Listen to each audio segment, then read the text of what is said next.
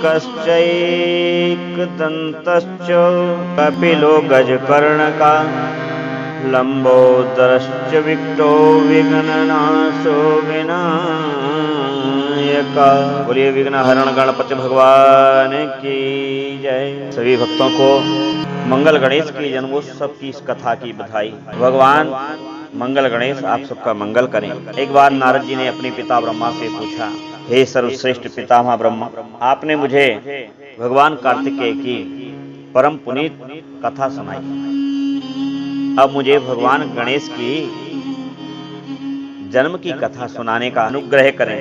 भगवान ब्रह्मा जी कहने लगे, नारद तुम धन्य हो। एक समय की बात है, भगवती पार्वती जी अपनी सहेलियां जया और विजय के साथ विचार कर रही थी और वह उनको उबटन लगा रही थी। भगवती को अनुराग लेप कर रही थी। उबटन नीचे गिरता जाता था और भगवती पार्वती यूं ही क्रीड़ा चेष्टा से उस उबटन से कुछ कुछ उठाकर आकृति उसको देती जा रही थी। भगवान शिव की प्रेरणा से ही भगवती पार्वती जी को मन में उत्कंठा जागृत हुई। अभी तक जितने गण हैं वह सब भगवान शिव के हैं और मेरा तो कोई गण है ही नहीं। तब जया और विजया ने भी अनुमोदन किया। तब भगवती ने क्रीड़ा में ही उस उबटन से एक बहुत ही सुंदर पुतले का निर्माण किया और वह पुतला देखने में बड़ा सुंदर बन पड़ा।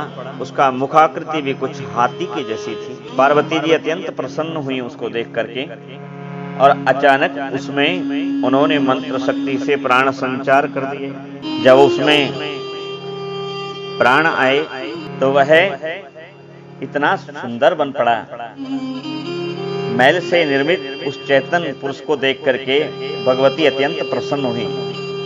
वह सुलक्षणों से संपन्न, सभी अंग सुंदर, दोष रहित थे और उन गणराज का वह शरीर विशाल, परम शोभायमान और महान बल पराक्रम से संपन्न था। देवी ने अनेक प्रकार से उनको वस्त्र, नाना प्रकार से आभूषण और बहुत से उत्तम आशीर्वाद दिए और सुसज्जित किया और कहा कि हे पुत्र, संसार में तुम्हारे अतिरिक्त और कोई मुझे इतना प्यारा नहीं है। पार्वती के ऐसा कहने पर उन बुद्धिराज गणपति ने भगवती पार्वती की परिक्रमा की और परिक्रमा करके उनको दंडवत किया। तब बरबसी ही भगवती ने अपनी गोद में उनको दुलार युक्त मुख का चुम्बन लेते हुए उठा लिया और उन्हें पूछा कि माँ, मुझे क्या आज्ञा है? आपको कौन सा कार्य आ पड़ा है? मैं आपका कौन सा कार्य करूं? तब भगवती शिवा ने कहा कि तात, तुम मेरे पुत्र हो, अतः आज से तुम मेरे द्वारपाल बन जाओ। गणेश जी ने बड़ी विनम्रता से सिर झुकाकर एक ही बार में कहा, जो आज्ञा माते। अवश्य माता पिता की आज्ञा का पालन करना प्रत्येक अच्छे पुत्र का कर्तव्य है। फिर उसे और कोई पूजन विधान, यज्ञ, धर्म की आवश्यकता नहीं होती। भगवती बड़ी प्रसन्न हुई और भगवती ने अपना संपूर्ण आशीर्वाद, बल, चेष्टा, इच्छाएं उसमें संपादित कर दी। अब छोटे से नन्हे से गणराज द्वार पर छड़ी लेकर के खड़े हो गए और इसलिए कि कोई आ ना पावे। उस समय भगवान शिव दैत्यों से युद्ध में निमग्न थे। युद्ध चल रहा था। जब युद्ध से लौटे तब भगवान शिव तो सब समझते थे, किंतु शिव और शिवा की ही इच्छा थी। भगवान शिव जब प्रवेश करने लगे तो ब्रह्मा जी कहते, बेटा नारद। तदंतर महावीर गणेश पार्वती जी के हित की कामना से हाथ में छड़ी लेकर गृह द्वार पर पहरा दे रहे थे। उसी समय भगवान शिव जो परम कौतुकी थे और नाना प्रकार की लीलाएं रचने में निपुण हैं, ऐसे भगवान सदाशिव पधार गए। अब गणेश तो उनको पहचानते थे नहीं, अतः बोल उठे कि देव माता की आज्ञा है, आप बिना अनुमति के भीतर नहीं जा सकते और इसी समय यहां से हट जाओ, अन्यथा उचित ना होगा। तो भगवान शिव बोले, अरे नादान बालक, तुम कितने प्यारे हो, किसको रोक रहे हो? जानते नहीं हो हम कौन है? तब भगवान गणेश ने कहा कि जो भी हो, किंतु मेरी माता की आज्ञा ही सर्वोपरि। अब इतना सुनकर के भगवान शिव ने मन में विचार किया कि गणों का उपयोग करना चाहिए। भगवान शिव गणों का मान भंग करवाना चाहते थे, क्योंकि भगवान के शिव के गणों को अभिमान आ गया था। अभिमान अच्छी चीज नहीं। भगवान शिव ने गणों को भेजा। यहाँ क्या, प्रमुख प्रमुख गण जितने गए सब के सब पराजित होकर के लौट पड़े और गृजानंदन गणेश निर्भय ही बने रहे। तब भगवान शिव ने अपने गणों को फटकारा, अरे मूर्खो, तुम यहाँ नपुंसकों की तरह बैठे हो, जाओ। कौन है ये जो इतना उच्छृंखल होकर के ऐसा हठी व्यवहार कर रहा है? अब गण जावे तो, लेकिन जब धुनाई छड़ी से हो तो गण बिचारे वापिस लौट आवे। संपूर्ण बल लगाने पर भी कैलाश के समस्त गण, प्रमथ गण, गणादि गण सब जब पराजित हो गए, तब भगवान शूलपाणी महेश्वर आए।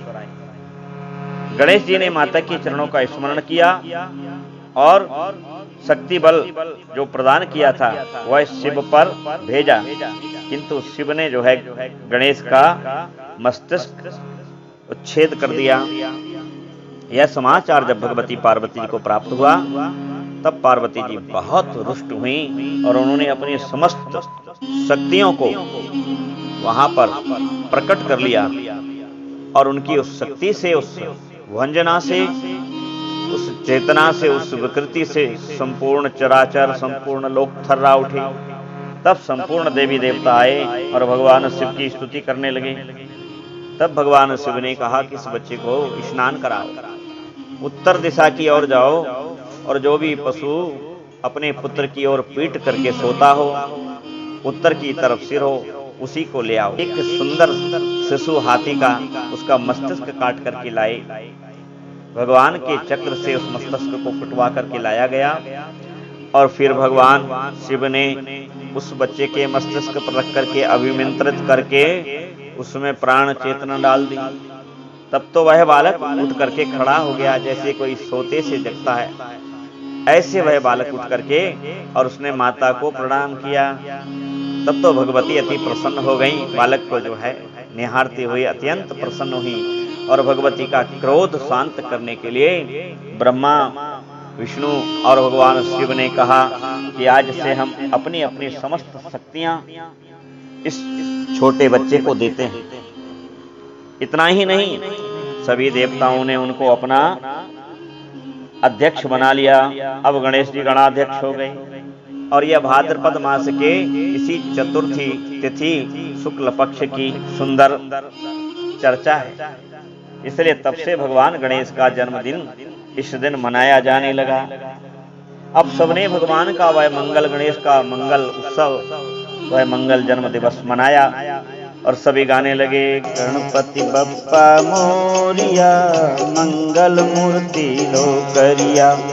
विष्णु ने ज्ञान दिया, ब्रह्मा ने यश दिया, शिव ने उदार चित्तता दी, लक्ष्मी ने अपना संग दिया कि जहां गणेश रहेंगे मैं वहां साथ अवश्य रहूंगी। इसलिए आपने देखा होगा कि दीपावली पर अन्य अवस्थाओं में भी गणेश जी की पूजा के साथ लक्ष्मी गणेश की पूजा साथ साथ होती है। और एक बात और बतलाएं, जो बिना गणेश की पूजा किए किसी अन्य देवता की छोटी से छोटी और बड़ी से बड़ी भी पूजा करता है, वह पूजा उसको फलती ही नहीं। इसलिए जब भी पूजा करें, सर्वप्रथम विघ्नहरण गणेश जी का पूजन करें। सरस्वती ने इनको वाणी, स्मृति, वाक दी, त्रिवेदों ने अग्र पूज बनाया, विश्व रूप ने रिद्धि और सिद्धि दे दी जो इनकी पत्नी हुई। इस प्रकार गणेश जी शक्ति संपन्न होकर के सबके अध्यक्ष हो गए। इतना ही नहीं, देवताओं ने, दैत्यों ने, सभी ने उनको अपना अध्यक्ष स्वीकार किया। गणाध्यक्ष हैं, दैत्यों के भी अध्यक्ष हैं गणेश जी और देवताओं के भी अध्यक्ष हैं, गणों के भी अध्यक्ष हैं। नाग, प्रमथ, गंधर्व सबके अध्यक्ष गणेश जी बनाए गए। ऐसे गणेश जी को जन्म दिवस पर हम सबकी ओर से मंगल, बहुत बहुत शुभकामनाएं। बोले गणेश जी महाराज की जय। तो आज आप गणेश जी का मंगल पूजन करें। भगवान गणेश जी के पूजन में पान, पुष्प, पंचमेवा, लड्डू और भगवान को जम्बू फल और कबीट फल बहुत प्रिय हैं। तो यह फल ये ना हो तो और अन्य फल एवं विविध पुष्पों से भगवान गणेश की पूजा करनी चाहिए। लाल रक्त पुष्प गणेश जी को अति प्रिय हैं, तो गणेश जी की पूजा में लाल पुष्प लगाना चाहिए। गणेश जी की यह पावन कथा जो भी सुनते हैं, भगवान गणेश की कृपा से उनके संतानों के, उनके अपने, उनके व्यापार में, व्यवसाय में, वाणी में, चित्त में, यश में, कीर्ति में कभी भी किसी भी प्रकार का विघ्न नहीं होता है। सभी प्रकार के विघ्नों को हरते हैं। ऐसे गणेश जी के जन्म दिवस पर उनको कोटि कोटि शुभकामनाएं। बोली गणेश जी महाराज की जय। गणपति बप्पा मोरिया, मंगल मूर्ति लो।